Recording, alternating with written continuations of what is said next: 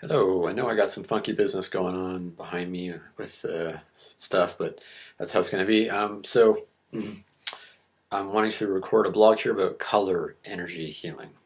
So, color is, I think, often overlooked in healing because it's so everywhere, it's so pervasive, and we just don't think of it as healing. We think of pills as healing, we think of physically getting their hands, someone's hands on you as healing, like a chiropractor or a massage therapist, but we actually have deeper levels of our being that are energetic in their quality, that are subtle, like our energy bodies. We have an emotional energy body in a field. We have a mental energy body, another field. And we have chakras, which come through those energetic bodies. And our chakras they could be under energized or they could be over energized. So an under energized root chakra expresses as feeling ungrounded. An over energized uh, root chakra might express as being paranoid. So, we have all these chakras and seven centers of energy down the center of our body, and they respond very directly to color energy, but also to sound energy, which kind of relates directly to emotional qualities of other people and of yourself. So, um, to heal with color energy is really just to pay attention more to how color is already being used, how it's already affecting us, and how can we use it more consciously. How can we select the colors of our clothing more consciously, the colors of our environment, the colors of the spaces we live in, even the colors of the food we eat or the herbs that we choose, to make tea with. When you pay attention to color, the more sensitive you get, the more you will have to pay attention to color because you get sensitive to it, and it affects you so much that you actually have to start really noticing what is what is putting you out of balance. Is your space too white and doesn't have enough warm grounded colors? Is your space too dark and heavy and doesn't have enough uplifting colors? I find a space that's too dark can make me feel kind of pressed in, kind of depressed, So,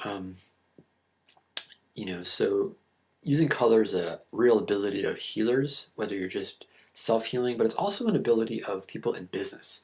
It's also an ability of anybody because color can help you to have a calmer mind, can help you to have more vitality in your body. A while ago I learned that the Tibetans, the reason they wear maroon and plum and orange is because Tibet's cold. These colors help them to contain warmth, to contain energy. And when you meditate, you're wishing well to the world, or when you pray, you're wishing well to the world. And so you're evoking the quality of love, which radiates out of you as energy. So you're increasing your energy field, your energetic presence.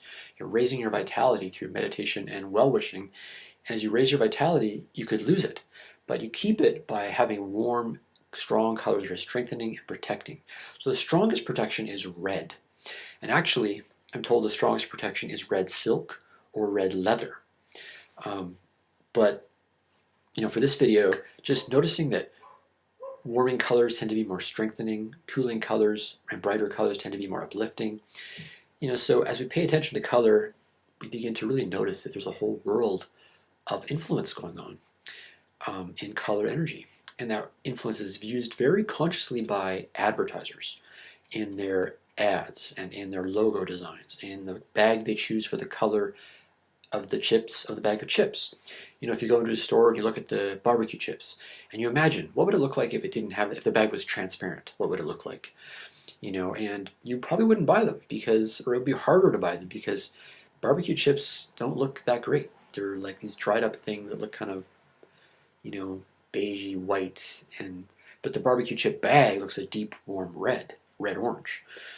So same, and the green onion chips are green.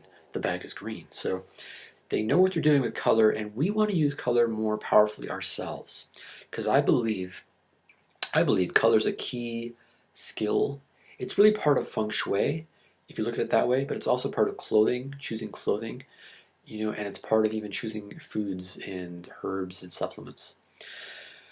So like nettle tea is dark green and it tends to be calming and soothing, whereas red rooibos tea tends to be warming and not energizing maybe, but it's more warming and fiery. If you've had a very fiery day, been in the sun a lot or lots of anger maybe, you're probably not going to choose red rooibos to drink in the evening. You're going to choose mint or nettle or a violet herb like lavender tea or something like that. So, so in terms of feng shui and clothing, color is also used. I've read about studies where they made the rooms of the cells for inmates uh, soft tones of pink, and it was soothing for them. Or they'd have them wear orange jumpsuit.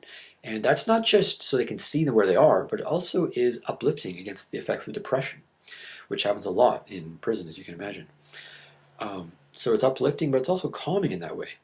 I use orange almost everywhere I go. One of the first things I do is I throw orange over a lamp, because in the evening, especially if I've had a lot of anxiety that day, orange is a color that is re-energizing. It re-energizes you if you're feeling worn out from anxiety or depression.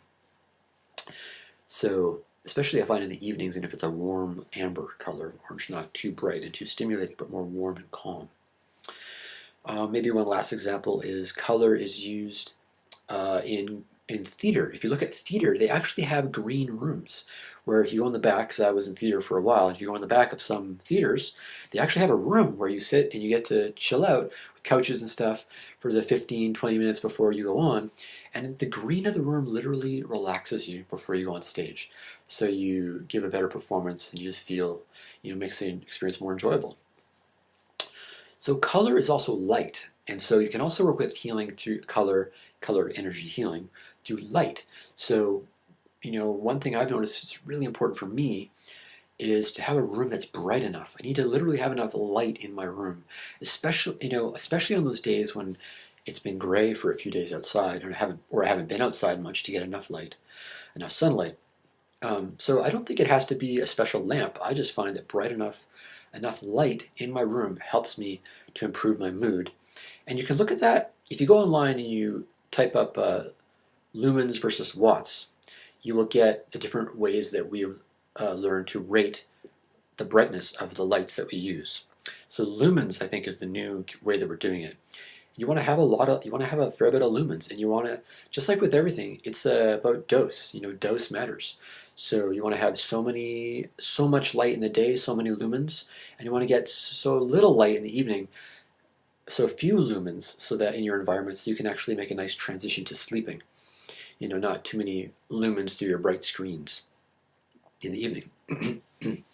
Another one, and I'll include a link below this video, is about something I've recently heard or discovered called red light therapy. So I've been recently feeling drawn to put a really dark red lamp in my room in the evenings as a sort of calming, warming thing for me, because I've been getting cold in the evenings. So, and I find red light really does warm me up, kind of strengthen me in that way. So I looked into it, and there's something called red light therapy, and it's amazing. I'm not going to say more about it because I'm at 8 minutes on this video, but I highly recommend looking into these things. If you're wanting to heal, if you're wanting to create maximum performance, effectiveness in your life, in your business, whatever it is, color is very powerful. There's a reason that we don't all paint our rooms red, or black, or dark blue, because colors affect us. We choose, so the colors we're naturally drawn to are the colors we need. And I'll include some links below to some other resources about different colors you can use.